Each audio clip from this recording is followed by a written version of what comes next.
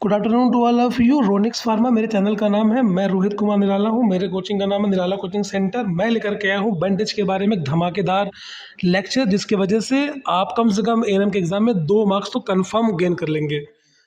तो देखते हैं हम लोग इसमें बैंडेज क्या होता है। बैंडेज एक प्रकार का पट्टी को ही हम लोग बैंडेज कहते हैं। इंग्लिश में बोलते हैं बैंडेज, हिंदी में पट्टी बोलते हैं। घाव, चोट या फ्रैक्चर को सहारा देने के लिए, सुरक्षा देने के लिए, रक्तस्राव को रोकने और दवा को स्थिर रखने के लिए प्रयोग की जाने वाली कपड़े सामग्री को हम लोग बैंडेज कहते हैं। यहाँ पे आपको साफ साफ दिखाया गया है, थोड़ा सा यहाँ देखते हैं। यहाँ पे आपको बिल्कुल साफ दिखाया गया है कि कैसे हम लोग यहाँ पर दवा को फिक्स कर रहे हैं। आगे देखते हैं इससे हम लोग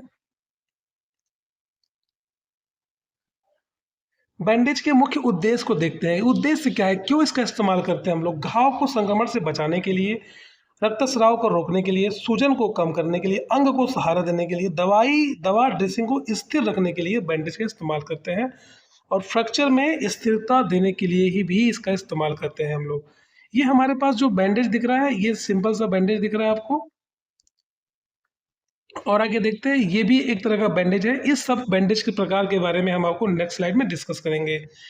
यहाँ पर बैंडेज के मुख्य प्रकार के बारे में हम आप लोगों से बातें करेंगे। बैंडेज के कितने मुख्य प्रकार होते हैं। नर्सिंग एग्जाम के अगर पॉइंट ऑफ व्यू से देखा जाए तो 3 प्रकार से हम लोग बैंडेज को डिवाइड कर दिए हैं। पहला हमारा कौन सा बैंडेज है? रोलर बैंडेज होते हैं। रोलर जो कि रोल रोल करके होते हैं और लंबे खुल जाते हैं। अगर देखा जाए इसकी डेफिनेशन तो लंबी होती है, सकरी होती है। रोल की हुई पट्टी को रोलर बैंडेज कहते हैं। और यहाँ पे हम लोग देखते हैं, ये हमारे सामने जो दिख रहा है, हमें इसे बोलेंगे रोलर बैंडेज बोलेंगे। ये भी एक तरह का रोलर बैंडेज ही है। सामग्री ये कॉटन की, गॉज की, इलास्टिक की, क्रेप की बनी होती है। प्रकार में अगर बात करें तो ये कितने प्रकार की होती हैं, तो बोलेंगे प्लेन रोलर बैंडेज जैसे ये दिख रहा है आपको, इलास्टिक बैंडेज जैसे ये दिख रहा है आपको, क्रेप बैंडेज। क्रेप बैंडेज भी आपको मैं दिखा दे रहा हूँ एक सेकंड की क्रेप बैंडेज, ये वाला जो है हमारा क्रेप बैंडेज दिख रहा है आपको। उसके बाद हम आगे देख रहे हैं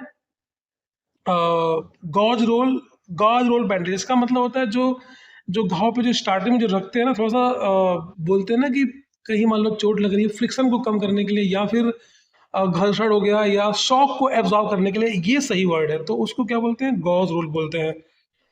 आगे देखते हैं हम लोग यहाँ पे ट्रायंगुलर बैंडेज। जो त्रिकोणीय बैंडेज होती है उसका भी एक बड़ा रोल है हमारे लाइफ में। अगर कुछ प्रॉब्लम होती है तो त्रिकोणीय बैंडेज में कौन सी होती है, यहाँ पे दिखाया गया आपको ट्रायंगुलर बैंडेज के बारे में। त्रिकोण आकार की कपड़े की पट्टी को हम लोग ट्रायंगुलर बैंडेज कहते हैं। इसका जो विशेषता है इसे बोलते हैं हम लोग कि फर्स्ट एड में अत्यधिक उपयोग करते हैं इसमें। आर्मी में, डिजास्टर्स में, किट में अनिवार्य रूप से इसको दिया जाता है। आगे देखते हैं उपयोग क्या देते हैं हम लोग। ये सीलिंग बनाने में होती है, मतलब साथ में लगाते हैं। सिर, कंधे, छाती पे इसका इस्तेमाल करते हैं। फ्रैक्चर में अस्थायी रूप से सहारा देने के लिए इसका इस्तेमाल करते हैं। रूप की बात करें तो ओपन हो सकता है या फिर फोल्डेड के फॉर्म में ये हो सकता है। आगे देखते हैं, यहाँ पे जो आपके सामने जो दिखाया जा रहा है 3 चीजें, ये जो ऐसे हाथ बांधा है इसे हम लोग ट्रायंगुलर बैंडेज ही बोलते हैं। ये भी ट्रायंगुलर बैंडेज है और ये भी ट्रायंगुलर बैंडेज का ही एग्जाम्पल है। यहाँ देखते हैं स्पेशल बैंडेज बोलते हैं। कुछ पट्टियाँ विशेष रूप से बनाई जाती हैं, जैसे कि टी बैंडेज की बात करते हैं। ये टी, एक ये ऐसे हो गए, ये ऐसे, ये टी शेप में है, इसे टी बैंडेज बोलते हैं। इसका उपयोग कहाँ करते हैं? गुदा में और पेरिनियल क्षेत्र में करते हैं, मतलब जनन अंगों में इसका इस्तेमाल करते हैं। फिर देखते हैं दूसरा हमारा कि 4 टेल बैंडेज। 4 टेल बैंडेज जब बहुत चोट वोट लग जाती है कहीं, बहुत जगह ठोड़ी पे, नाक पे, जबड़े पे, तो उस तरह से जो इस्तेमाल करते हैं बैंडेज को, उसे हम लोग बोलते हैं 4 टेल बैंडेज बोलते हैं। वो ये दिखाई दे रहा है आपको सामने।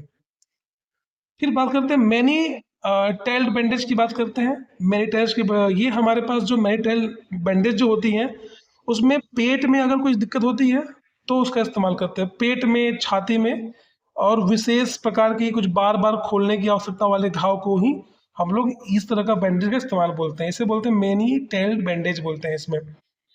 फिर आगे देखते हैं हम लोग इसमें, एक होता है कैपलाइन। कैपलाइन बोलते हैं या रिकरेंट बैंडेज बोलते हैं। कैपलाइन कौन सी होती है? ये एग्जाम में बड़ा इंपॉर्टेंट क्वेश्चंस पूछता है कभी कभी एग्जाम में कि कैपलाइन बैंडेज कौन सी होती है। तो कैपलाइन जो बैंडेज होती है इसे हम लोग रिकरेंट बैंडेज बोलते हैं। ये सिर में इसका इस्तेमाल होता है, कि स्कैल्प वुंड में होता है, हेड सर्जरी में इसका इस्तेमाल करते हैं। कुछ इस तरह से लगाते हैं, इस तरह से लगाते हैं, ऐसे ऐसे ऐसे करके हम लोग इसको कैपलाइन बैंडेज बोलते हैं।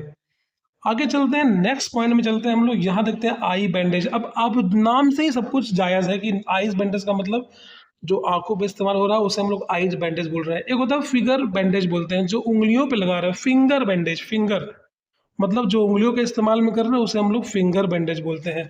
और देखते हैं ब्रेस्ट बैंडेज की बात करते हैं, जो अगर चेस्ट ब्रेस्ट में अगर फीमेल के अगर आस्तन में या मेल के भी चेस्ट में अगर मान लो चोट वोट लग जाती है तो वहाँ जो इस्तेमाल करते हैं उसे हम लोग क्या बोलेंगे, ब्रेस्ट बैंडेज बोलते हैं।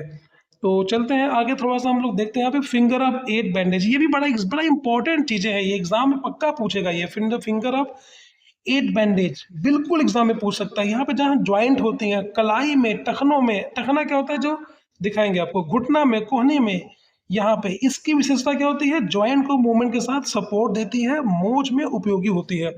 अब बात करते हैं टखने की। टखना जो हमारा जो जो पिंडली होती है, ये हमारी होगी पिंडली, ये हो गई हमारी एड़ी, उसके बीच का जो ज्वाइंट है उसे हम टखना बोलते हैं। तो ये टखना हो गई, ये टखना हो गई। ये टखनों में अगर प्रॉब्लम आती है तो इस तरह के बैंडेज का इस्तेमाल करते हैं हम लोग।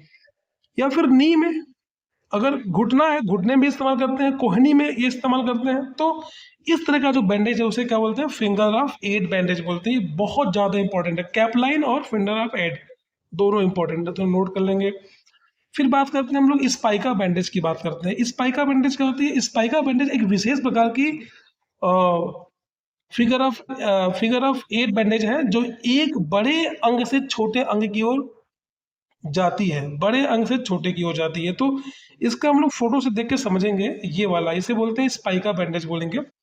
कंधा में, जांग में, अंगूठा में, क्या बोल रहे हैं यहाँ पे, एक बड़े अंग से छोटे की ओर, मतलब यहाँ से बांधना स्टार्ट करेंगे, ऐसे ऐसे ऐसे करके बांधना स्टार्ट करें। छोटा अंग हमारा, ये बड़ा अंग है, ये छोटा अंग है, इधर को जाती है, तो इसे क्या बोलेंगे, स्पाइका बैंडेज बोलते हैं। इसी का एक भाई है रिवर्स स्पाइका, तो वो क्या होती है, वो छोटे से बड़े में जाती है।